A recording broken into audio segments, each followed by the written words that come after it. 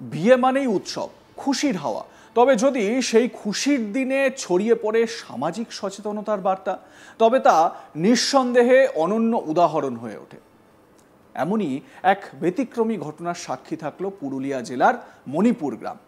পাত্রী মনিকা মাহাতোর বিয়ের দিনে পাত্রীপক্ষের উদ্যোগে আয়োজিত হলো রক্তদান শিবির। মেয়ের বাবা অশোক মাহাতো জানান, মেয়েকে উচ্চশিক্ষিত করে প্রতিষ্ঠিত পরিবারে বিয়ে দেওয়ার প্রস্তুতি চলছিল। আত্মীয় পরিচিতদের মাধ্যমে বিয়ের সম্বন্ধ আসে। বিয়ের সবকিছু ঠিক হওয়ার পর পাত্রপক্ষ স্পষ্ট জানিয়ে দেয় তাদের কোনো দাবি দাওয়া নেই। তখনই সিদ্ধান্ত নিই এই বিয়েকে একটি সামাজিক বার্তার রূপ দেব। তার কথায় সাধের মেয়ে মনিকার বিয়েতে রক্তদান শিবিরের আয়োজন করে সমাজের প্রতি দায়িত্ববোধের পরিচয় দিতে পেরে আমরা গর্বিত।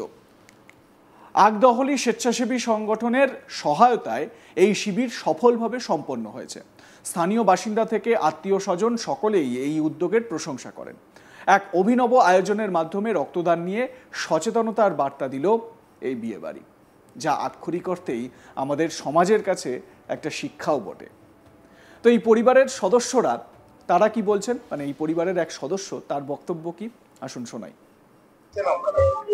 না, প্রথম কথা হচ্ছে যে বিয়ে বাড়ির মতো আনন্দমুখর উৎসবেও যে একটা মানে সামাজিক উদ্যোগকে যোগ করা যায়, তার একটা বেশ ব্যতিক্রমী এবং এখনকার দিনে উজ্জ্বল দৃষ্টান্ত। বিয়ে বাড়িতে যেখানে অনেক আত্মীয়রা আসে, উপহার দিয়ে নিয়ে যায়, আদান প্রদান চলে, খাওয়া দাওয়া চলে, কিন্তু তার পাশাপাশি এই যে রক্তদান শিবিরের আয়োজন, বিশেষ করে আমরা মাঝে মধ্যেই খবরে দেখতে পাই যে ব্লাড ব্যাংকে একটা রক্তের আকাল চলতে থাকে, রক্তের হাহাকার চলতে থাকে।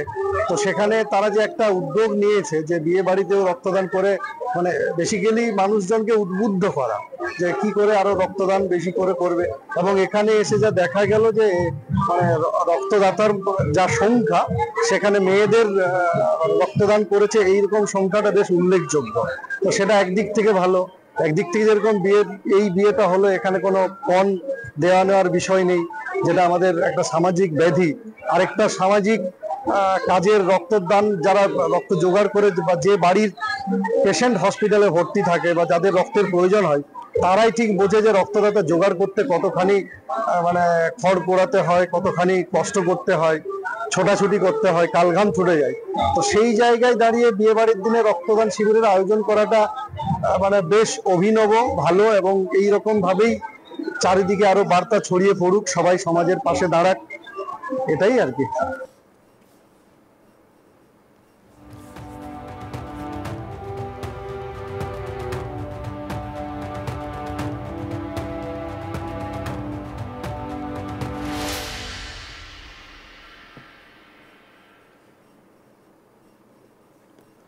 সত্যি সমাজের কাছে এটা একটা দৃষ্টান্ত।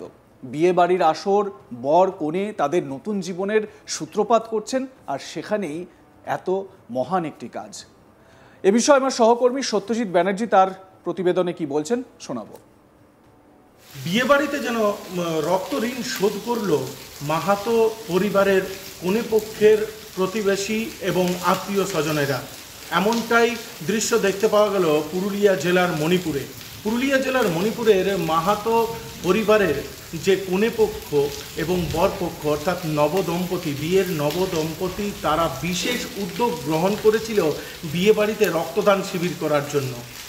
তাদের উদ্দেশ্য ছিল একটাই, সমাজকে সচেতনমূলক বার্তা দেওয়া এবং যে মুমূর্ষ রোগী যারা রক্ত সংকটে ভুগছে, তাদের বিভিন্ন সেই রোগীদেরকে তাদের পাশে দাঁড়ানো এবং তাদের সাহায্য করা। শুধু আশেপাশের স্থানীয় এলাকাবাসী নয়, রাজনৈতিক মহলের কর্তারাও কিন্তু এই উদ্যোগকে সাধুবাদ জানাতে ভোলেননি। পরিবারের লোকজনের সাথে, আত্মীয়দের সাথে কথা বললে জানতে পারা যায় যে বিভিন্ন সময় পুরুলিয়া জেলার প্রান্তিক জেলাগুলিতে পণ প্রথার কারণে অনেক বিয়ে ভেঙে যেতে দেখা গেছে। পরবর্তীকালে বধূ নির্যাতনের ঘটনাও আমরা বিভিন্ন সময় দেখেছি। কিন্তু এই পণ প্রথার পুরোপুরিভাবে বিরোধিতা জানিয়ে এই কনে পক্ষ, মাহাতো পরিবারের এবং বর পক্ষ, অর্থাৎ দুই পক্ষই, দুই পরিবারের মানুষজনই বিরোধিতা যেমন করেছেন পণ প্রথার, ঠিক সেরকমই সমাজকে সচেতনতামূলক বার্তা দেওয়ার জন্য এবং যারা রক্ত সংকটে ভুগছে তাদের পাশে দাঁড়ানোর জন্য এই এক অভিনব উদ্যোগ গ্রহণ করেছে।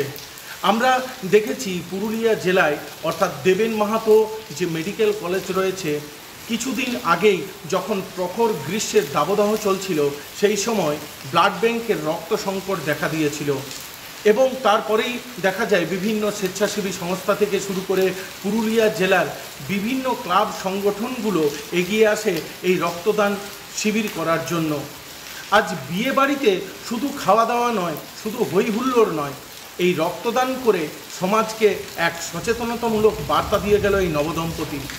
যারা আত্মীয়রা এসেছিলেন এই বিয়েবাড়িতে, তারা অন্যান্য বিয়েবাড়ির মতো শুধুমাত্র উপহার দিয়ে খাওয়া দাওয়া করে বা এই হই হুল্লোড়ে একসাথে মিলেমিশে হই হুল্লোড় করে বাড়ি ফিরে যাননি। তারা অনেকেই এই রক্তদান শিবিরে রক্তদান করেছেন। হয়তো এই রক্তদান শিবির থেকেই কোনো রক্তের বোতল পৌঁছে যাবে সেই মুমূর্ষু রোগীর কাছে যারা রক্ত সংকটে ভুগছেন। আমরা দেখেছি বিভিন্ন সময় পুরুলিয়া জেলায় বিভিন্ন ধরনের রক্তদান শিবির রাজনৈতিকভাবে অরাজনৈতিকভাবে সংগঠিত করতে, রক্তদান শিবির করতে এবং এরকম ধরনের অনুষ্ঠান করতে, কিন্তু এক ভিন্ন স্বাদের ভিন্ন ধরনের রক্তদান শিবির দেখতে পাওয়া গেল পুরুলিয়ার এই মাহাতো পরিবারের, মণিপুরের যে মাহাতো পরিবারের যাদের বিয়ে বাড়ির অনুষ্ঠান, নবদম্পতি, তাদের পক্ষ থেকে বিয়ে বাড়ির অনুষ্ঠানে বিয়ের দিন এই রক্তদান শিবিরের আয়োজন করতে দেখা গেল।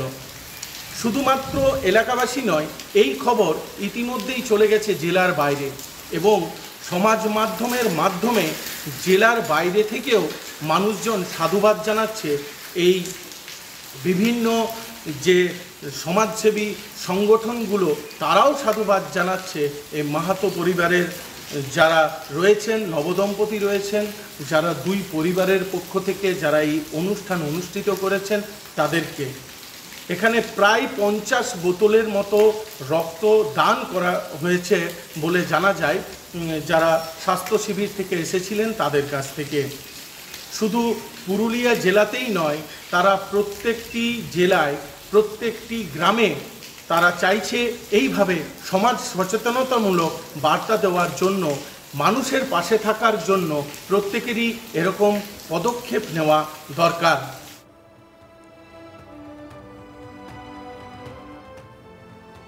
আমরা বর্তমানে বিয়ের আসরে বা বিবাহের আসরে অনেক রকমের পরিকল্পনা দেখি নবদম্পতির।